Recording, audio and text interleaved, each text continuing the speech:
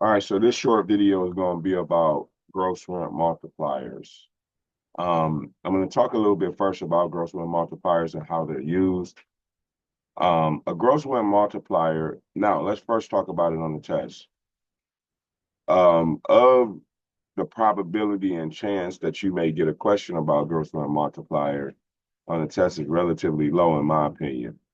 But if you get a question about gross rent multiplier, what are they asking you about a gross rent multiplier? And what do you need to know about gross rent multiplier? Yeah, I'm not sharing anything yet. I'm just talking jazz. Um, so with gross rent multiplier, I'm going to paint a scenario of how you use it. Say, for instance, you have your real estate license, and most of the time when you're dealing with gross rent multiplier, you're going to be dealing with an investor, or maybe just somebody that one of your clients that want to buy a two-family or a four-suite or something like that. And a gross rent multiplier is just an indication of value. It's not the end all be all value. It's just an indicator of value, a quick indicator of value. Gross rent multiplier is exactly what it says. It takes the gross rent and provides you with a multiplier from the market of other properties that's similar to the property. So what does that mean? An investor calls you and says, "Hey, I'm looking for a multifamily property in whatever neighborhood." And you say, "Okay, well, let me look at some numbers. Let me run some comps. Let me see, what properties are selling for in that neighborhood based on their gross rents." So you go to the market and you find a large enough sample size, say 5 or 6 properties that are very similar to the subject. Now, that's the key, similar to the subject. Another thing that I want to emphasize is that for these questions for the test, you're not going to have to do that. But the real way to do it in real life is that you're going to go out, you're going to get a large enough sample size, 5, 6, 7, 8 properties or whatever, and you're going to take what those properties sold for versus the gross rent that those properties produced. And you're going to take that sales price and divide it by the gross rents. And then you come up with the multiplier. All right. So what I want to do is show y'all on a screen how that looks. And let me share my screen here in a minute. So let me just paint the picture first. And so, okay, so we're going to put gross.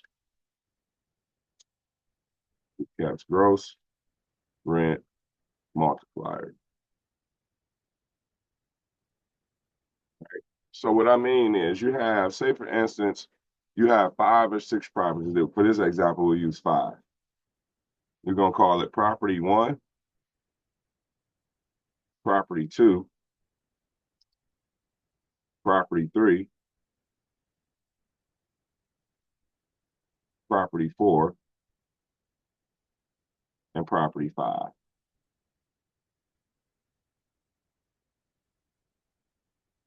So property 1 sales price, they sold for 150,000, and it had a gross rent. Now all of these are doubles too. I should have said that. Property 1 is a double and it sold for 150, and the gross rents were say $3,500. Right. Property 2 also sold, but it sold for 160,000, and the gross rents were say 3,600. Property 3 sold for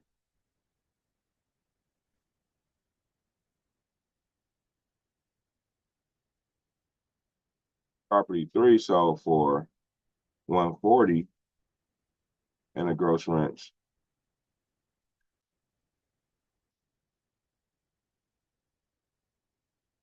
were 3,200. Property 4 sold for 175, and the gross rents were 3,500. And then the last property sold for 125, and the gross rents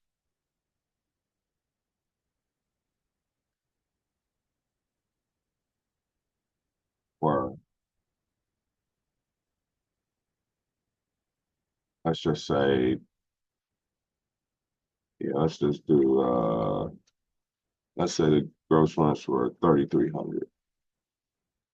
So now the gross rent multiplier, what's the relationship between the sales price and the gross rents? That's what the gross rent multiplier is going to give you.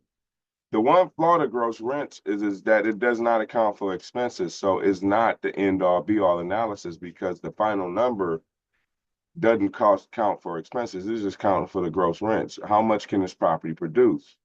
So all we're going to do to find the multiplier is just simply divide the gross number, the sold price, by the rents. All right, so that would be 150 divided by 3,500 in this example. In this example, it would be 160 divided by 3,600. In this example, it would be 140 divided by 3,200. In this example, it would be 175 divided by 3,500. And in this example, it would be 125 divided by 3,300. So you just do the math, and I'm going to do it on my phone. The first answer, and actually, what I need to do first with this is I want to convert this to an annual amount. So I'm going to copy this down here. All right, I'll need to convert that into an annual rate. So for me to do that, I'm going to get rid of all of this right here.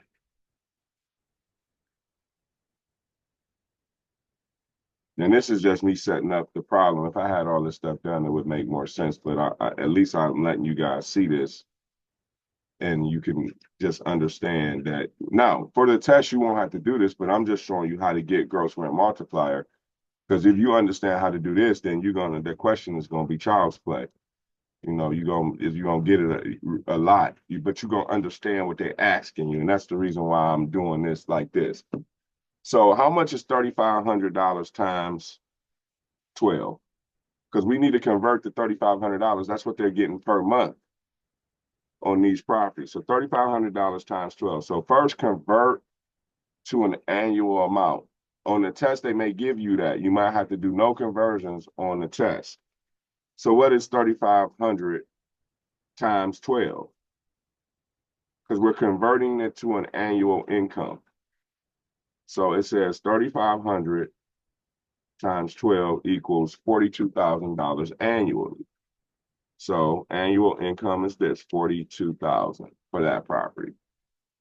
Next property, 3,600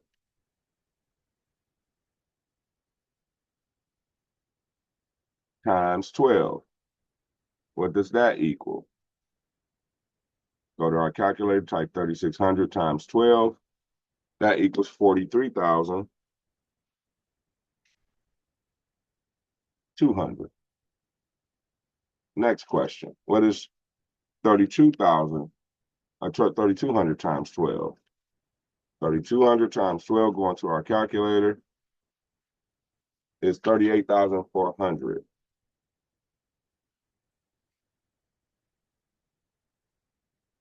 Let's go to the next one. What's 3,500 times 12? And we're just now, these are the properties that we're going to compare the property that we are using the gross rent multiplier on. So 3,500, oh, we already know what that is. That's 42, that's 4,200. We already got that down there. And then 3,300 times 12, what is that? See the problem, or I don't know if you were sharing the screen. I know I keep talking about sharing the screen. I'm not sharing the screen? No. Oh man. It's on the recording though. It's on the recording though. So you see this? I see it now. This is what I was typing. Okay. All right, so 3,300 times 12. Damn, I wish you would have seen that as I was doing it. But what I did was I said property one, property two, property three, property four. Property one sold for 150,000, property two, 160, property three, 140,000, property four, 175, and property five, 125. These are our sales that sold. These are properties that have sold in the market where your client wants to buy. And here are the rents that these properties command every month. But when we're using a gross rent multiplier, sometimes you can use a monthly multiplier, but typically you want to use an annual multiplier. So we got to take these rents and multiply them by 12. This is the annual rental amount.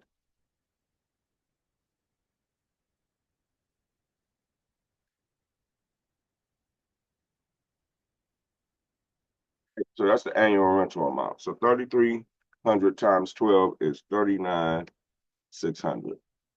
So now that we got this information, we know our annual rents.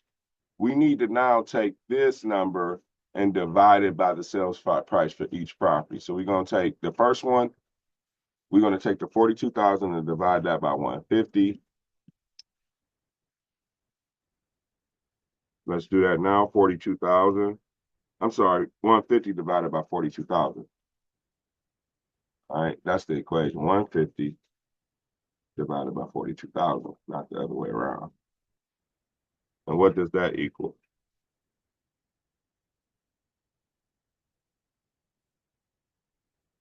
That equals a multiplier of, the exact answer is 3.57. That's your multiplier for that property. Then we're going to take this next property and we're going to take 160 divided by the rent. The annual rent for this one, oh, I just erased it, my bad. Let me do that. Hold on 1 second.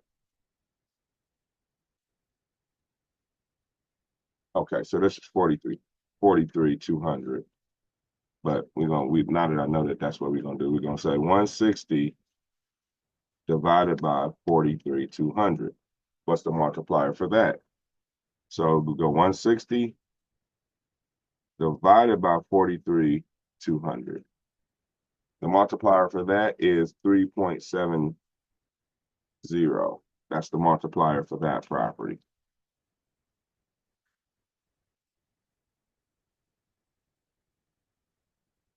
All right, this next one, 38,400. So we're gonna take 140,000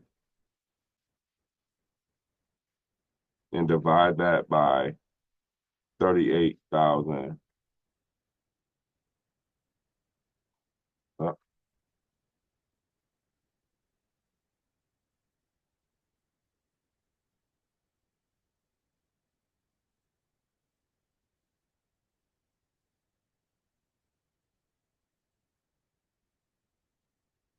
400.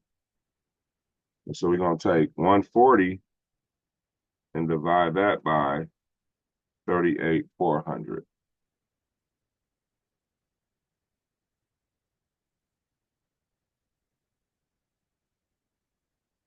Multiplier for that is 3.65.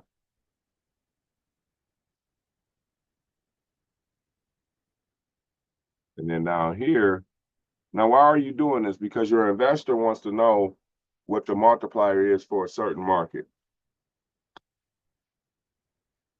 And for this market, you can see it somewhere around 3.5 to 3.77 at the highest. So the next equation, we're going to take 175,000 and divide that by 42,000. I'm sorry, not 42,000. Yeah, 42,000. And the multiplier for that one is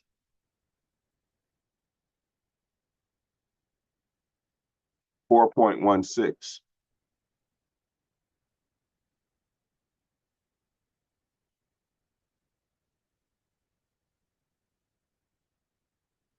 And the last one, 39,600.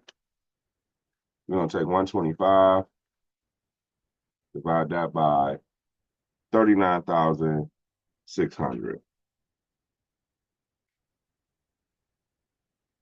The multiplier for that is 3.15. Now, we've done work. All of these properties are similar to the property our client wants to buy. Now what we're going to do is take these multipliers, these 5 multipliers, and we're going to add them up. So we're going to do 3.57 plus 3.7 plus 3.65 plus 4.16 plus 3.15. That equals 18.23. So these multipliers equal 18.23. Now we divide that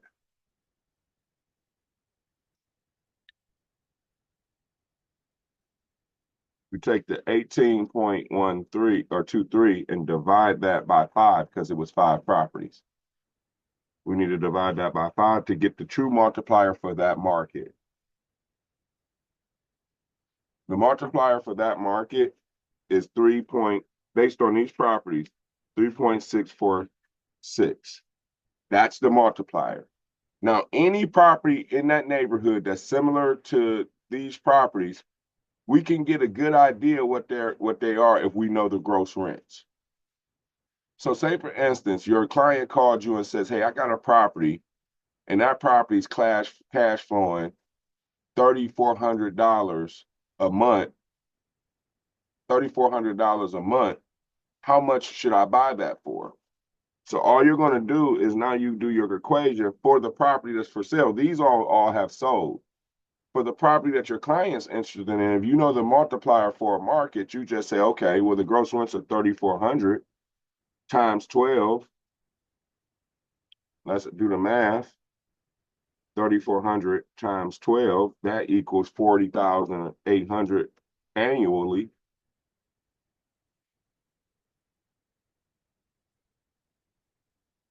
So now we take the 40,800 and use our multiplier, the 3.646 times 3.646. What does that equal? We take our money, we get our calculator, we go 40,800 times 3.646. That property, we should buy that property for something around $148,000 to $149,000, $150,000, somewhere in that neighborhood.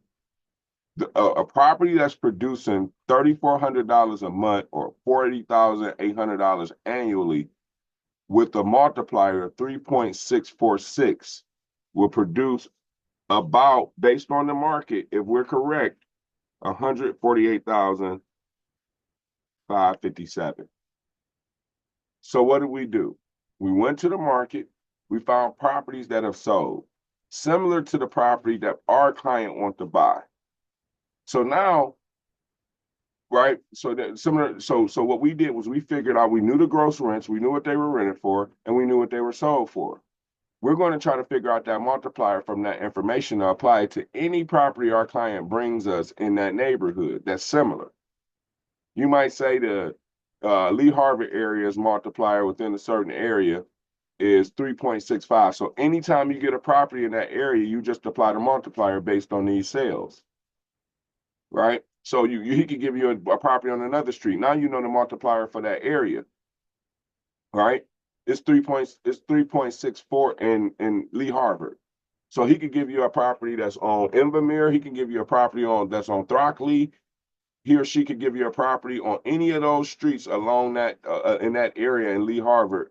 As long as it's similar to your subject property, you know the multiplier is 3.64 in that market. And you can apply that to any property that's similar to these properties that have sold. Now, what makes them dissimilar? What makes them dissimilar is the condition. All right.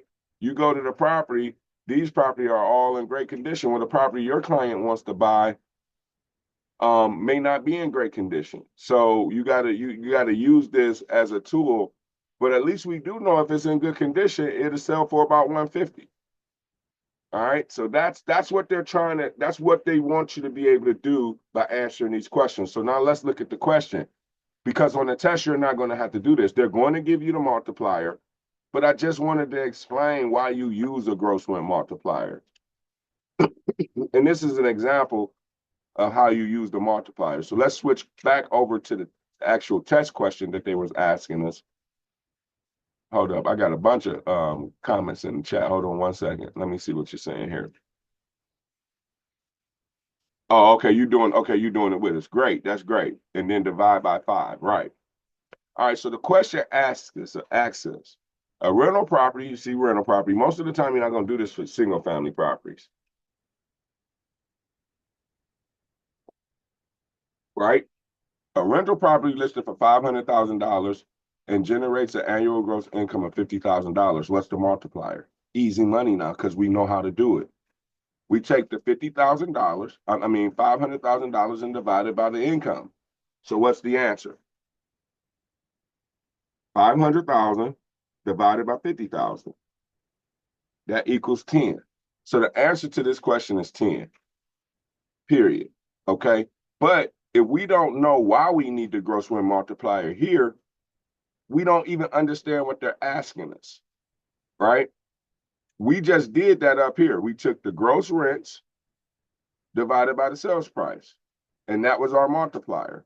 So now when you get these questions, what they're asking you about the gross rent multiplier, let's read now.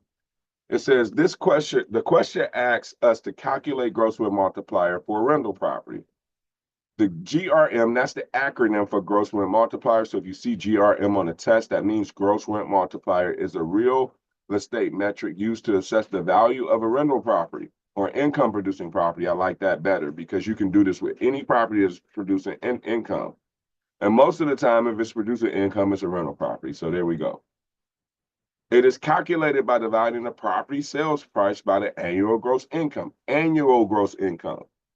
So if the question says it produces $1,000 a month, you should know that I got to convert that into an annual income. This question tests your understanding of basic real estate calculations, specifically how to calculate GRM. Now, remember, don't run around thinking like you know how to value properties because the GRM does not include expenses. All right. It's just a quick analysis for you to help your client understand what the market value for that property is and what they should purchase it for. All right. Step 1, identify the necessary values from the question. This is why when how I send the answers to the questions, I always unpack the question because I want to turn them into smaller math problems. So the sales price of the property given was $500,000. The annual gross rent for the property was 50. Now, here's what you'll probably see on the test. It won't be as clear as this one if they're going to test you. They're going to give you a monthly rent of $4,166. They'll say the monthly rent is $4,166. Right off the bat, you should know when you see monthly rent for a gross rent multiplier, you need to convert it to an annual rent. Well, 4,166 is just 50,000 divided by 12. So that's what a person getting $4,166 per month will be getting annually $50,000 for rent. All right, so we unpacked the question in step 1. Step 2, apply the formula for gross rent multiplier. We got it right here, right? But we also got it in another spot, and I'm going to show you there too. This is where we also have it, right here. Gross rent multipliers, right? Sales price equals monthly rental income divided by gross rent multiplier, right? So what they're going to do, what happens is when you use the monthly, neither one of them can be wrong if you know what you're doing. If you use the monthly, the multiplier is just going to be larger. All right. But for the test, always convert it always convert it into annual income. So let me go back there because this one was dealing with it in annual. So apply the formula for gross rent multiplier. Write this formula down. GRM equals sales price divided by annual gross rental income. Now we're gonna take the variables from the question and plug them in. GRM equals sales price. Well, what was the sales price? We said it was up here was 500,000. We plug that into our equation, 500,000 here, divided by what? Annual gross rental income. Well, what was the annual gross rental income? Right here, 50,000. We do that at questions 10. The key takeaway is to calculate gross rent multiplier for a property, divide the sales price by the annual gross rental income. In this case, the GRM is 10, making the choice the correct answer as 1. Did you understand that, Jazz? Yeah. Mm-hmm. It's easy money once you understand it. Right. So this is a video about gross rent multiplier. The key takeaway from gross rent multiplier is that it is an indication of value. It's not the end all be all. You might use the gross rent multiplier. You might look at sales. You might have an appraised value. You might do a CMA. You might do a BPO. It could be a number of things that you use to aid yourself in trying to determine what a person should buy or sell their property for, buy a property for, or sell their property for, because you can do this for a seller as well. Hey, I want to know what my property's worth based on the other ones in the neighborhood. But the key thing about gross rent multiplier too, nothing in your sample size should be different from the subject, that different. So you would never use a gross rent multiplier for a four suiter for a two suiter. They're different. It's different. All right. You shouldn't be using doubles and four suiters or six suiters mixed into it. The key to this is to get the properties to be as similar as you can to them in terms of condition, primary and secondary features. All right. So this is going to end the video for gross rent multiplier, and I'm going to post this to the site.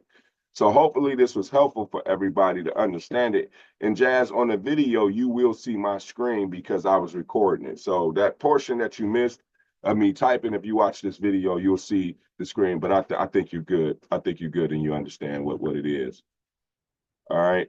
So this is going to end this video, and we're going to do another question after this.